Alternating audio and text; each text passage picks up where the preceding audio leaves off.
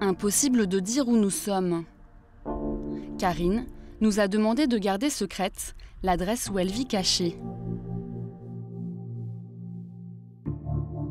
Moi, j'habite ici. Là, c'est mon salon. La jeune femme, fragile psychologiquement, se sent à l'abri dans cet appartement.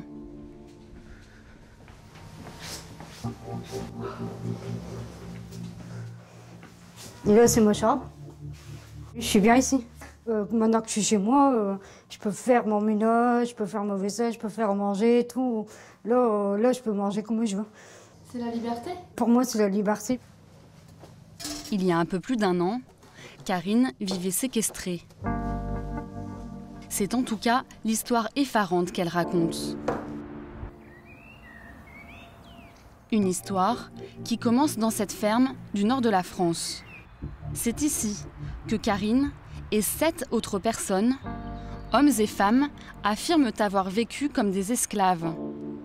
Ils travaillaient 7 jours sur 7, de l'aube à la nuit, et couchaient dans ces caravanes délabrées, sans eau courante. Ils étaient battus et certaines femmes se plaignent même d'avoir été agressées sexuellement. Comment, aujourd'hui en France, des êtres humains auraient-ils pu être réduits en esclavage sans que personne ne réagisse? À Saint-Josse, un petit village du Nord-Pas-de-Calais, les habitants ne se sont rendus compte de rien. Le maire lui-même n'a jamais été alerté. Comme on peut le constater, c'est une ferme qui est isolée. On est sur le territoire de la commune et la ferme se situe derrière ces rondins de bois. Voilà. En passant en voiture, on voyait des gens dans la cour, des gens faire un peu de béton, etc. Donc vous supposiez que les gens étaient venus soit travailler pour eux, soit leur donner un coup de main. C'était peut-être de la famille aussi. La ferme se situe à l'écart du village. Annick, l'une des plus proches voisines, habite à 800 mètres. Elle n'imaginait pas un tel drame. Personne n'est venu se plaindre, personne n'a tenté de nous faire savoir quelque chose, non. Franchement, je vous dis, nous, on était vraiment ignorants de ce qui pouvait se passer dans cet endroit. Cet endroit était habité par une famille dont on savait peu de choses. Difficile en les voyant d'imaginer que Tony, 38 ans, et sa femme Gwendoline, 36 ans, aient pu faire régner la terreur sur leur propriété. Tout a commencé il y a 20 ans. Tony épouse sa voisine, Gwendoline, alors qu'elle n'a que 16 ans. Lui devient ouvrier dans le bâtiment, elle s'occupe de leurs enfants. Il y a 2 ans, ils décident de racheter cette vieille ferme, située à une vingtaine de minutes de la plage du Touquet. Tony voit les choses en grand. Il a décidé de se mettre à son compte, avec des bureaux de sa société juste en face de la maison. Il héberge aussi plusieurs membres de la famille, comme son frère Jonathan. Bon, on est arrivé chez mon frère Tony, à Saint-Josse.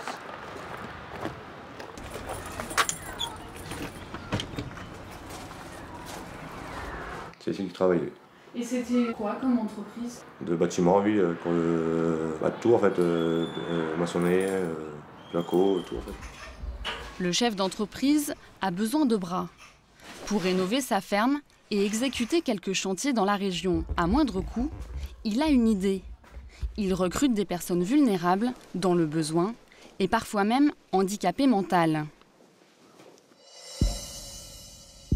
En échange de leurs services, il leur offre le gîte, le couvert et un maigre revenu de 400 € par mois, 3 fois moins que le salaire minimum légal.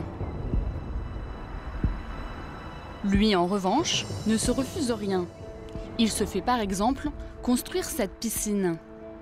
Au début, les employés ne se plaignent pas, comme s'en souvient Michael, ce jeune homme fragile qui vivait au fond du jardin, dans cette caravane un peu sommaire.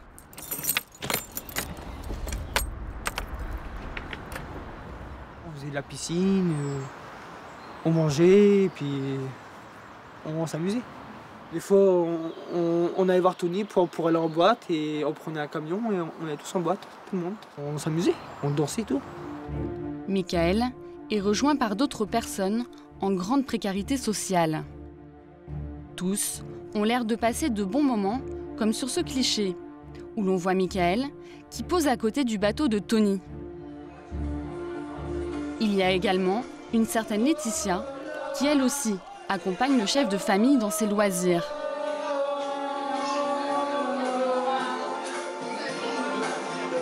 Sur cette vidéo, elle pousse même la chansonnette.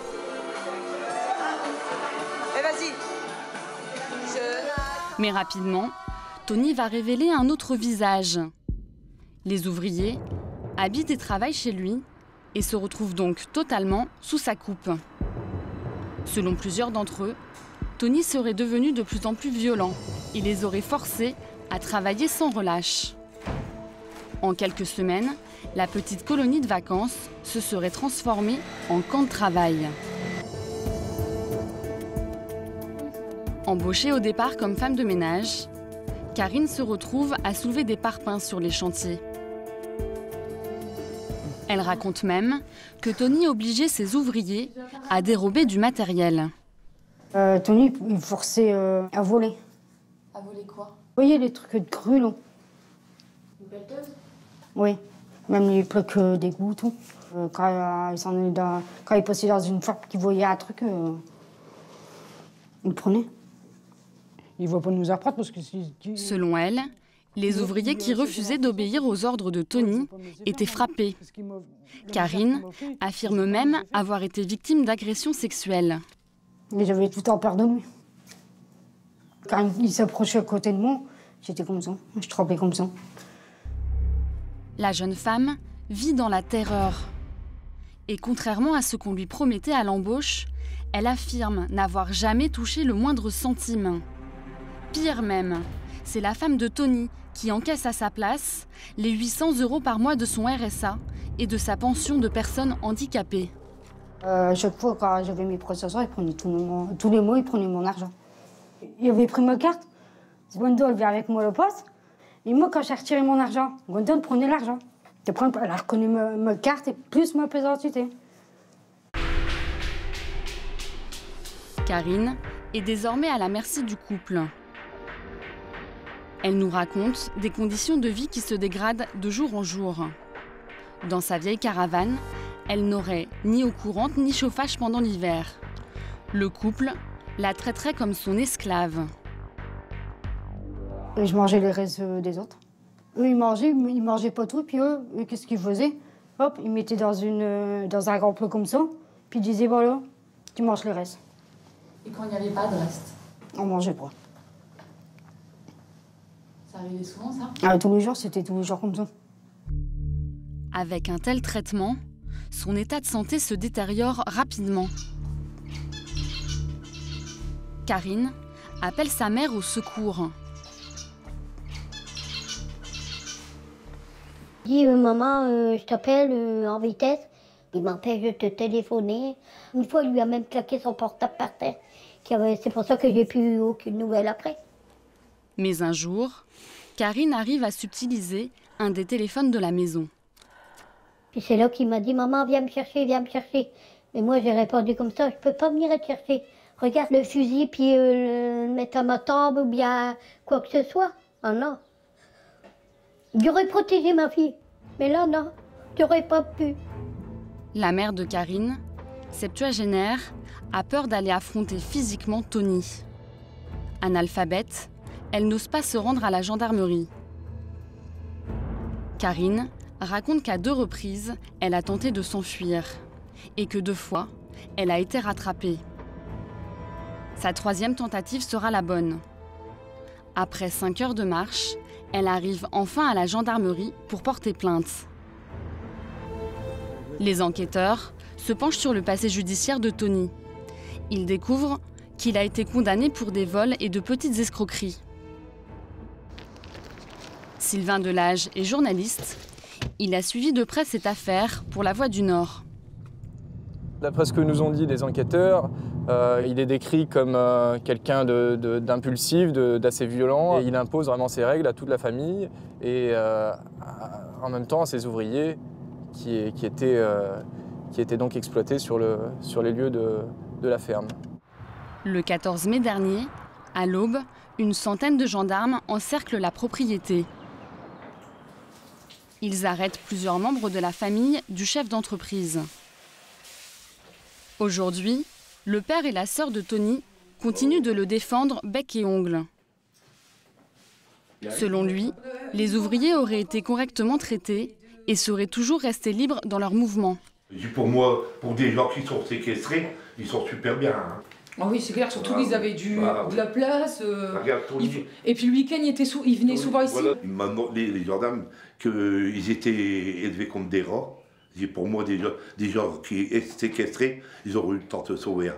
Parce que Tony partait le week-end, il est laissé là tout seul. Tout ce que moi, la gendarmerie m'a dit, pour moi, je sais que c'est des conneries.